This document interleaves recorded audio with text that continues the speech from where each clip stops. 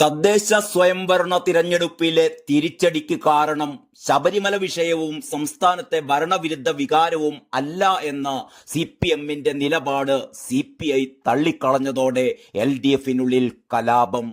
മുഖ്യമന്ത്രി പിണറായി വിജയൻ പ്രവർത്തിക്കുന്നത് ഒറ്റയാൾ പട്ടാളമായിട്ടാണ് എന്നും മുന്നണിയിലോ പാർട്ടിയിലോ കൂട്ടായ ഒരു ചർച്ചയും നടക്കുന്നില്ല എന്നും CPI നേതൃയോഗത്തിൽ വിമർശനമുയർന്നു. വ്യക്തികൾ മാത്രം കാര്യങ്ങൾ ചെയ്യുമ്പോൾ ഉണ്ടാകുന്ന പോരായ്മകൾ തിരുത്തപ്പെടുന്നില്ലെന്നാണ് CPI യോഗത്തിലെ പൊതുവിലയിരുത്തൽ. CPM സംസ്ഥാന സെക്രട്ടേറിയറ്റ് തദ്ദേശ തിരഞ്ഞെടുപ്പ് പരാജയത്തിന്റെ പ്രാഥമിക വിലയിരുത്തൽ നടത്തിയ ശേഷം പറഞ്ഞത് ശബരിമല സ്വർണ്ണക്കൊള്ള വിവാദവും ഭരണവിരുദ്ധ വികാരവും തിരഞ്ഞെടുപ്പിൽ പ്രതിഫലിച്ചില്ല എന്നായിരുന്നു. ശബരിമല വിഷയം പ്രതിഫലിച്ചിരുന്നുവെങ്കിൽ BJP ഇതിനേക്കാൾ കൂടുതൽ സീറ്റുകളിൽ വിജയം നേടുമായിരുന്നു എന്നും BJP ശക്തി കേന്ദ്രങ്ങളിൽ പോലും അവർക്ക് വലിയ മുന്നേറ്റമുണ്ടാക്കാനായിട്ടില്ലെന്നുമൊക്കെയായിരുന്നു ന്യായീകരണവുമായി CPM പറഞ്ഞിരുന്നത്.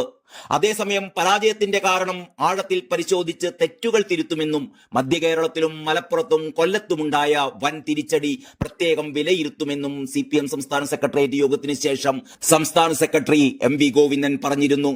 കൊല്ലം കോർപ്പറേഷനിലുണ്ടായ തോൽവി പരിശോധിക്കുക തന്നെ ചെയ്യും. തിരുവനന്തപുരം കോർപ്പറേഷനിൽ അധികാരത്തിനായി കോൺഗ്രസുമായി കൂട്ടുകൂടില്ല എന്നും കൂടി അദ്ദേഹം പറഞ്ഞു. കുതിരക്കച്ചവടത്തിന് CPM ഇല്ല. ഏതെങ്കിലും വിഭാഗം എതിരായി എന്ന് പറയാനാകില്ല എന്നും ന്യൂനപക്ഷങ്ങൾ ഇടതുപക്ഷത്തെ കൈവിട്ടിട്ടില്ല എന്നും ഒരു നാണവുമില്ലാതെ ഗോവിന്ദൻ സഖാവ് പറയുകയും ചെയ്തു. തിരുവനന്തപുരത്ത് BJP കോൺഗ്രസ് ധാരണയുണ്ടായിരുന്നു എന്നാണ് ഗോവിന്ദന്റെ മറ്റൊരു കണ്ടെത്തൽ. തിരുവനന്തപുരം കോർപ്പറേഷനിൽ LDF തന്നെയാണ് ഇപ്പോഴും ഒന്നാമത്തെ ശക്തി എന്ന ന്യായീകരണ ക്യാപ്സ്യൂൾ കൂടി അദ്ദേഹം പുറത്തിറക്കി. LDF-ന് 1,70,50,000 വോട്ടുകൾ ലഭിച്ചപ്പോൾ BJP-ക്ക് 1,60,50,000 വോട്ട് മാത്രമാണ് ലഭിച്ചത് എന്നും UDF-ന് 1,20,000 വോട്ടാണ് ലഭിച്ചത് എന്നും അദ്ദേഹം പറഞ്ഞു. അതായത് തിരുവനന്തപുരം കോർപ്പറേഷനിൽ യഥാർത്ഥത്തിൽ 10,000 വോട്ടിന് ജയിച്ചു എന്നാണ് ഗോവിന്ദൻ സഖാവിന്റെ തിയറി. BJP വിജയിച്ച 41 ഡിവിഷനുകളിൽ UDF 3-ാം സ്ഥാനത്തായി പോയത്രേ.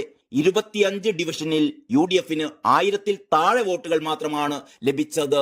ഒന്നിച്ചു നിന്ന് LDF-നെ തോൽപ്പിച്ച ശേഷം BJP-യെ അധികാരത്തിൽ നിന്ന് മാറ്റി നിർത്തുമെന്നൊക്കെ പറയുന്നത് UDF-ന്റെ കപട മുദ്രാവാക്യമാണ് എന്നുകൂടി ഗോവിന്ദൻ സഖാവ് മാധ്യമങ്ങളോട് പറഞ്ഞിരുന്നു.